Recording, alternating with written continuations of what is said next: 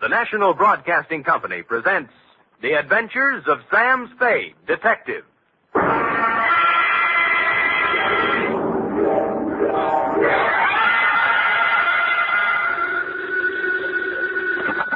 Sam Spade Detective Agency? Me, sweetheart. Oh, Well, that's a warm reception if I ever heard one. I'm here at my post, Sam, ready to do my duty. All right, let's have it.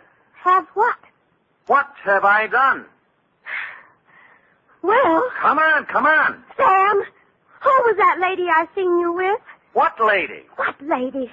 Sam, for your information, there was a 5-column picture on page 1 of the Chronicle showing you with your arms around... The redhead. Yes. Ah, It means nothing to me as a person, Sam, although I am a redhead myself. But I feel there are certain standards of publicity and agency of our stature. Angel, if you'd bothered to read the caption under the picture, you would have learned that my arms were around this other redhead to keep her from braining me with a paperweight she picked off Dundee's desk. Oh. Yes.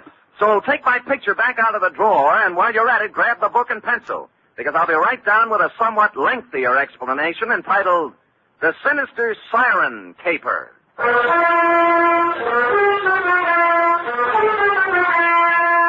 Transcribed for NBC, William Spear, radio's outstanding producer-director of mystery and crime drama, brings you the greatest private detective of them all in The Adventures of Sam Spade.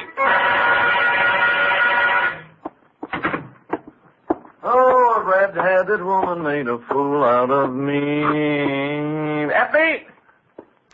Miss Perrine. Oh, yes, sir. I was just... What? Why, Sam, what a pleasant surprise. Oh? No black eyes. What? Hair comb, suit dress. Yes, frayed, but tidy. How do you explain this, Sam? Well? I'm so used to you coming in with... Battle scars? Uh-huh. Among other things. How do I explain this? That woman is a cue if I ever heard one. Are you, Ready, Sam. That's all. That's my girl. To Mr. Donald Stryker, Bellhaven Apartments from Samuel Spade, license number 1375596. Subject, The Sinister Siren Caper. Dear Donald, business was terrible, and I blame the weather.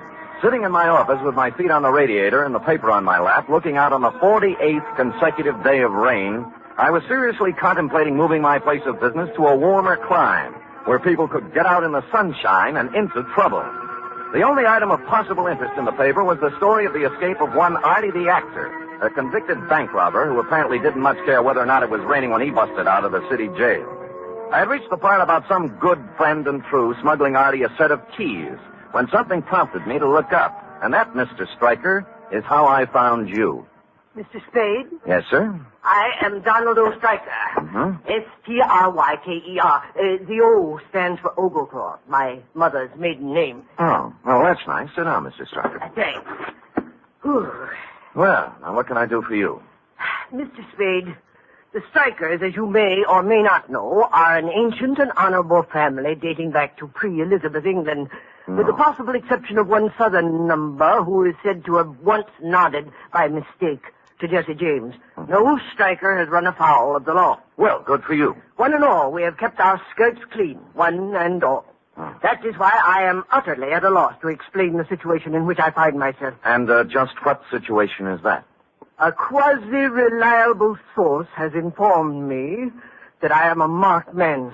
Quasi? Yes.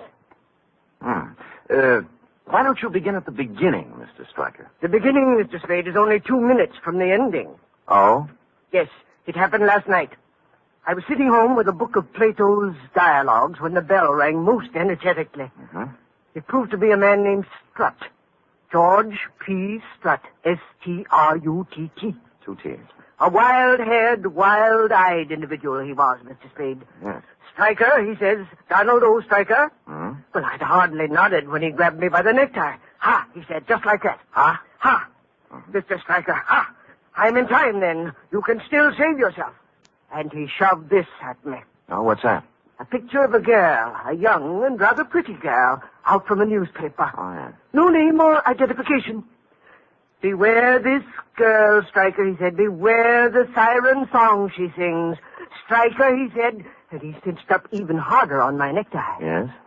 Stryker, you are number 6 I am 5, and 4 are doomed before us. Beware, Striker, beware this girl, this sinister red-haired harpy, this handmaiden of the Dark Angel. Well, that's quite a speech. A curtain speech, Mr. Spade. For with that, he let go my necktie and ran off down the hall. Somehow after that, Plato didn't seem quite the same. Yes, I see what you mean. Do you know this girl? Never saw her before in my life. Or Strut either? No. Mr. Stryker, I don't want to talk myself out of a job, but you don't need a private detective. Now, this is probably some harmless chap who walked out of one of the local sanitariums and took the ringing doorbell. But that's just it. He isn't, Mr. Spade. Huh? I did some telephoning this morning. Yes? He has a quasi-successful cigar stand downtown and an apartment on Leavenworth Street. His name is right next to mine in the telephone book. I must get to the bottom of this, Mr. Spade. Here's $50. Well, Mr. Stryker... Are you completely skeptical? No, just quasi.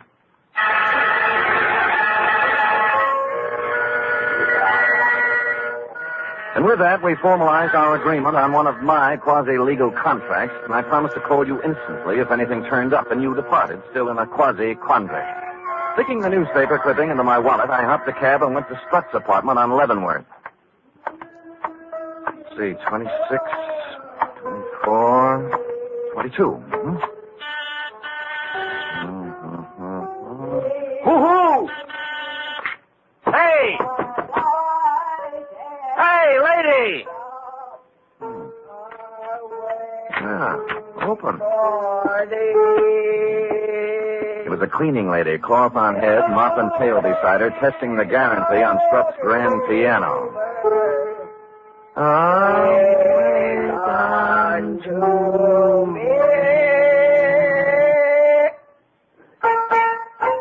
That knothead. Who? Strut. Oh. Ain't got no respect for $1,000 grand piano. Listen to that. Busted string. Yes. The crime, that's what it is. What do you want, Jack? I take it Mr. Strut isn't in. Nope. Who are you? Sam Spade, private detective. Detective? Yeah. Seems Strut thinks someone is going to kill him. Oh, no. When did he dream that one up? You got me. You know him very well? I've come here twice a week for 15 years. Oh. You want to talk, Sam, you'll have to follow me around. Okay. Gotta get a wiggle on. Come on now. I'll get a wiggle on. You think he was dreaming it up, huh? Now, let me tell you about George Strut. Yeah. Let me put that bucket down. Out, please. Oh, There. sorry. He is 68 years old, to my knowledge, and in them 68 years, one important thing has happened to him. He was born. Oh. George just reads too many cheap books, that's all. Well, no girlfriends? No. Well, now, wait a minute. Let me see. There was a woman about 8 years ago in the bird watching club he belongs to, but that laid an egg. Bird watching. Any enemies? How could a man like George have enemies? Nobody notices him. He matches the rug. Now, look. He goes to lodge meeting twice a month, to church every Sunday. He doesn't smoke, drink, gamble, spit on the floor, or chase women. No other bad habits. No car, no house, no money, no prospects. Yeah. Look out, I gotta get into that closet. Oh, that's yeah. So why would anyone want to kill George Strut? He's been dead on his feet for 20 years. Why, when I see George, I'll give him a piece of my... George! Oh. I turned in time to see him lean out stiffly, pause like a falling tree, and then topple to the floor. Followed closely by the cleaning lady, who must have agreed before she fainted that George didn't match the rug anymore. While this struck a false note in my mind, it explained the false note in the piano. The missing string was wound around his neck.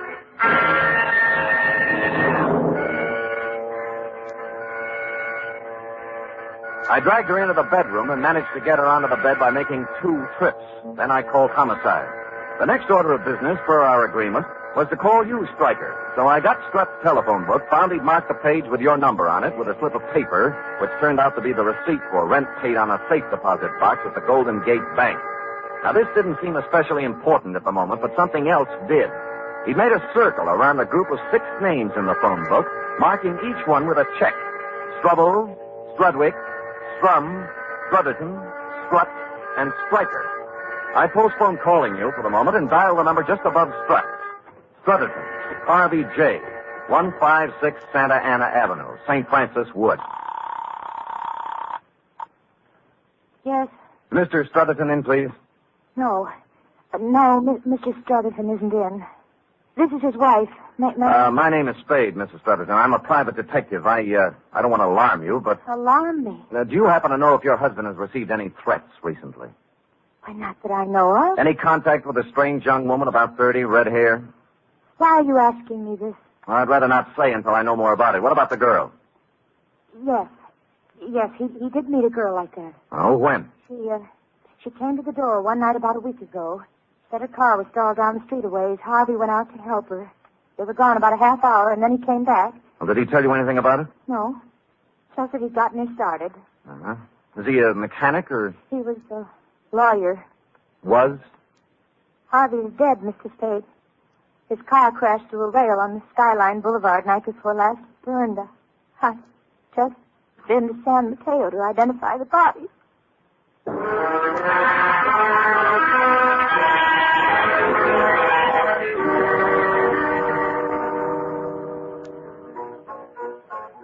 Strum Joseph P., 828 Howard Street. Yeah, that's Joe. There's your bid. Thanks. You know Joe pretty well? I might not. Why? What do you mean you might not? This is 828 Howard Street, isn't it? The number's over the door. Don't you like me, bartender? And what's eating you about, Joe Strum? Look, you see this? Private detective's left. Huh? Oh. Yeah. Poor but honest, barkeep. Trying hard to get a little cooperation. I thought you was a cop. What's with Joe? Well, I'll tell you. Mm-hmm. He uses the phone here. He makes a little book now and then in the back room. Nothing wrong, you understand, but still and all, there's nothing a guy likes to blat around about the strangers, you know. Yeah. Any idea where he is now? Well, that's a pretty hard thing to say where Joe is at any given time. Oh. Even when Joe's acting normal, which at present he isn't. Oh, why not? Well, like all bookies, Joe does not have a heart. But if he had one, I would not hesitate to say Joe was in love. With a red-headed dame about 30. How did you know? Here, look at the picture. Let me get my glasses. Oh. Glasses. There they are. Uh-huh. Oh. Uh-huh. This is the dish. You know her name? No. Joe has made no formal announcement as yet, but the word has gone around he is giving 8 to 5 he will marry her, which for Joe is a sure thing. Last Friday it was when I seen him last. They sat up to the bar here, and the two of them talking at some length about things I have never heard Joe discuss before. Like what? Well, as I said, bookies are different from people, so it should have not surprised me that Joe and his wren were not discussing rose-covered cottages, as do most boys and girls when they reach the loony stage. Yeah. From what I could gather as I passed by now and again, serving the other customers, Joe and his girl were discussing a cozy little rose-covered safe deposit box. Mm-hmm. And you haven't seen either of them since last Friday, huh? No, I have. Oh, you're right with you. Yeah. Cloverleaf buffet, Charlie talking. Huh? Yeah. What? You don't say. When? This morning, huh? Yeah, sure, I will.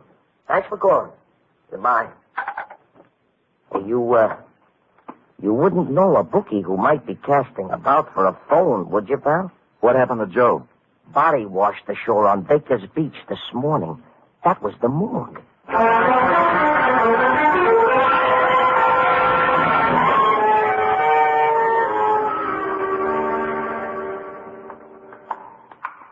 I know what you mean, Sam.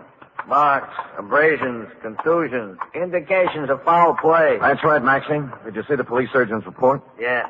Shot of dope and shoved into the briny. Person or persons unknown. Well, pretty hard to do by yourself, huh, Sam? Yeah. Oh, you wish to look on Joe Strum, I take it. Yeah. This it? Yeah, let's see. Yeah. Oh, no. This is the wrong one. This is Strudwick. Wait a minute. Strudwick. Anthony P. I know him, Sam?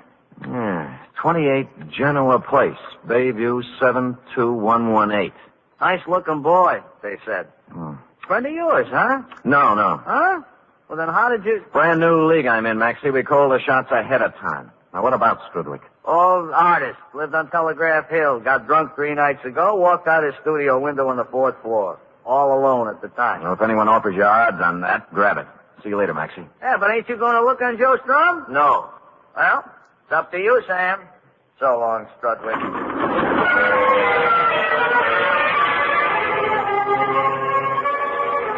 Top man on the totem pole was James A. Struble, a barber who lived on 18th Avenue. I called, no one answered. So I made what by now had become the obvious deduction. I went to headquarters and checked the homicide reports, likewise the accident files and the traffic details. Surprise! No James A. Struble.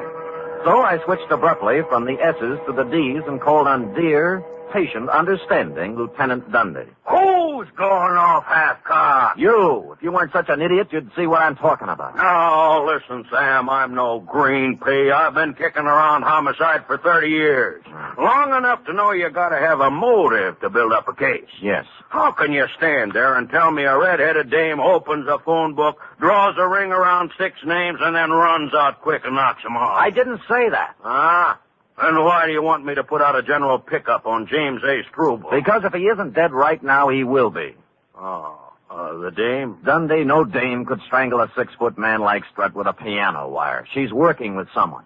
Sam, I love you, believe me, but try to see my side, will you?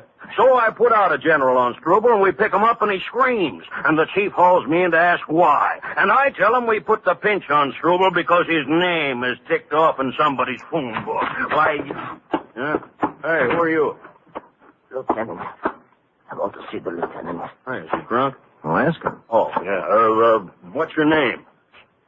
Struble. James A. Struble. I want to report a murder. Or who? Me.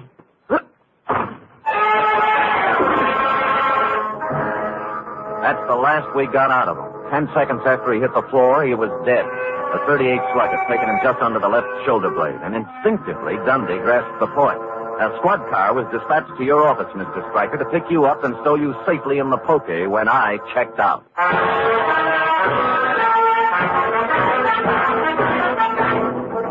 You are listening to the weekly adventure of radio's most famous detective, Sam Spade.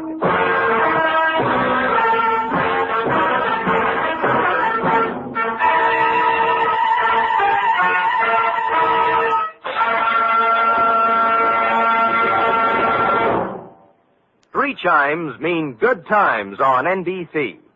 This Sunday, the glamorous and very unpredictable Tallulah brings you another gala broadcast of The Big Show. Among Tallulah's guests for this Sunday's Big Show are Fred Allen, Eddie Cantor, Phil Baker, Eddie Fisher, and many, many more. It's an hour and a half of the very best in comedy, music, and drama. Every Sunday, it's The Big Show on NBC. For drama this Sunday, Theater Guild on the Air presents the heartwarming play Jeannie, starring Barry Sullivan and Margaret Phillips. And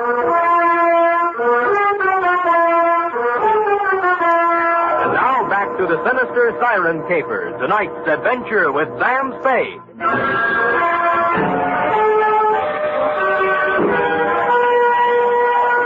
The next move looked like a tedious one. To take the clipped-out picture of the redhead and try to identify her by matching it up in the files of one of the town's 4 newspapers. I'd gone a half a block when someone saved me the trouble. It was the bartender. Sam, I got news for you. Where can we talk? How about the Blue Fox? Okay, I'll meet you there in 5 minutes. Wait a minute. Why can't we talk here?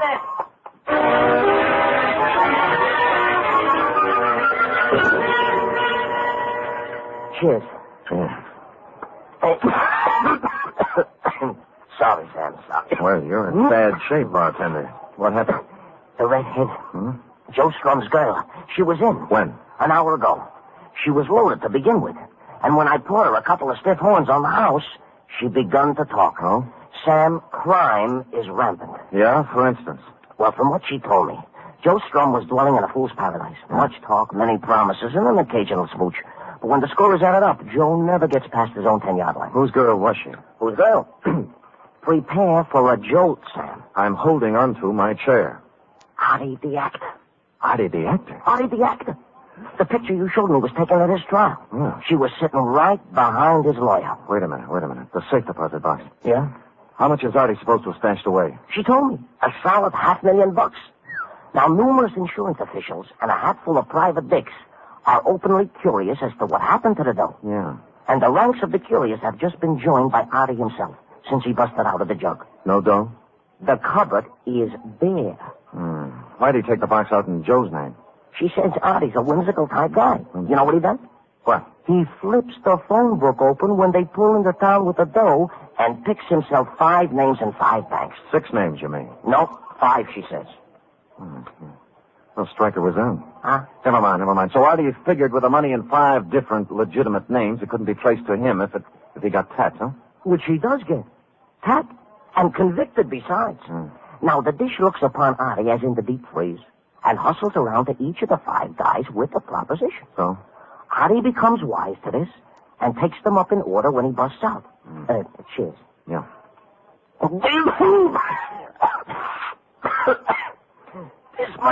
This much I learned before she staggered out of my joint.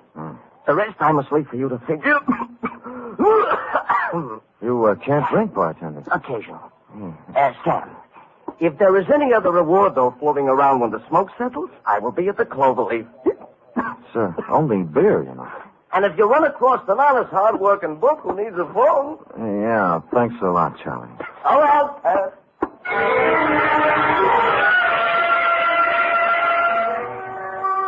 Charlie wiped the froth off his chin with a napkin and took off. I let him have a healthy lead, then tailed him. It was quite a tour, too. Into the morgue, across the street, out the Kearney Street door, then onto the California Street cable car, and up Nob Hill to the Fairmont Hotel, where he hustled into a yellow cab number 462 and drove off. And waiting for him in the cab was the red-headed dame. There were no other cabs around to follow him, so I waited a half hour until he got back, waved a bill under the driver's nose, and climbed back on the merry-go-round. He let Charlie out at his own place, the Cloverleaf, and then driven downtown to a flea bag called the Shoreside Hotel on the Embarcadero, where he left the redhead. I woke up the desk clerk and shoved the redhead's picture under his nose. Let me see. Seems like... You recognize him? Sure. Clara Bow, the movie queen, ain't it? Don't win anything. Look, friend, she was just here. Clara? The girl here. Oh, ain't she Clara Bow? Right. She ain't Clara. She just drove up in a taxi. Ann. Don't see her as good as I used to. You see, the glasses hurt my nose. Look, she just drove up in a taxi. Did you see her come in? No. I must have been dozing away. Yeah. I seen her come out, though. Huh? Yeah. Her and Mr. Walker checked out 15 minutes back. He was in 26 upstairs. I didn't have to cross-examine the clerk to see Mr. Walker had lived in 26 for some time. The floor was ankle-deep in cigarette butts, liquor bottles, sandwich crusts, and other debris. The table in the corner was covered with travel folders, mostly on South America, and 7 days' newspapers, the top one of which was turned to the story on Artie the actor that I'd been reading in my office this morning when it all started. You know, it's too bad you came in when you did, Stryker, because if I'd read one more paragraph, I'd have learned something that could have saved me a lot of trouble. Whatever was the case with 4 of the names, the 5th one Artie hadn't picked at random. His lawyer was Harvey J. Strutherton. Hello? Mrs. Strutherton, this is Sam Spade. Oh, Mr. Spade. Yeah. Thank heaven you called. I'm terribly frightened. What's the matter? The girl. The redhead? Yes, she just called me. She says my husband was murdered. One of his clients, a man he defended, thinks Harvey betrayed him. Artie the actor. Artie Billing. Yes. There was a lot of money. She knows where it is. Why is she telling you all this? I don't know, Mr. Spade. She warned me against calling the police. I don't know what to do. Well, then don't do anything. Well, don't you see? She's coming here. She'll be here in 20 minutes.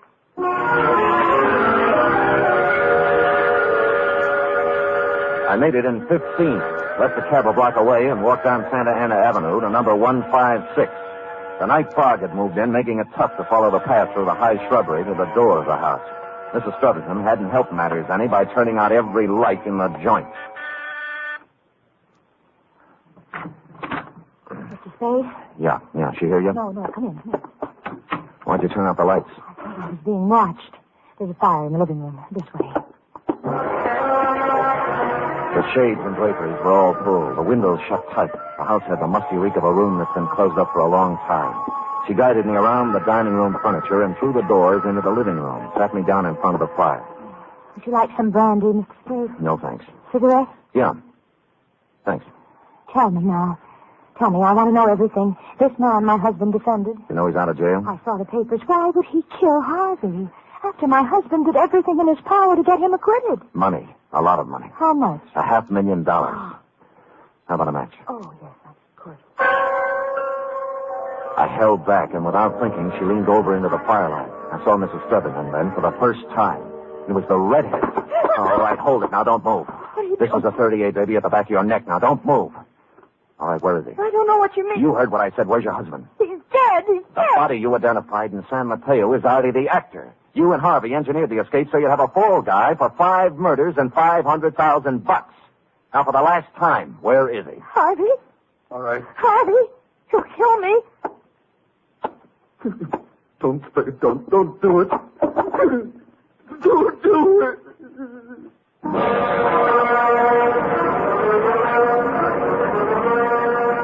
I didn't have to. A few months hence, the state of California will do it the legal way. It was a long ride round Robin Hood's barn, Striker, but you wanted to get to the bottom of it, so there it is. Period. End of report. Sam, what about the money? They're still looking for it, F. Harvey has thus far chosen not to talk, but Dundee hasn't really turned on the persuasion machinery yet. Who knows? Maybe he's opened the phone book at the P's and put his finger on Perrine, Effie. Oh, don't even think of it, Sam. Oh. I'll settle for $26.87, which represents the shortage in my check covering the period. Effie! What, Sam? Can I believe my ears? What? I look back upon the past 12 hours. How to keep our little organization together, to stave off the bill collector. Oh, Sam. I placed my life in jeopardy, tangled with a murderess, used my poor, tired body as bait for her savage conspiracy. Sam, I'm sorry. Ferreting my way through morgue and crime-ridden alley to finally win the fight, and then to come home expecting a cheery welcome, and to get instead scurvy innuendos and a bill for $26.86. Oh, forget it, Sam. Don't ever mention it again. I'm sorry. Well, that's my girl. Here. 10, 25, 6, 7. $27. Now, we're all square. Thanks, Sam. Now, come here. Now, you can bring me the 13 cents tomorrow. That's my boss. Good night, Sam. Good night, sweetheart.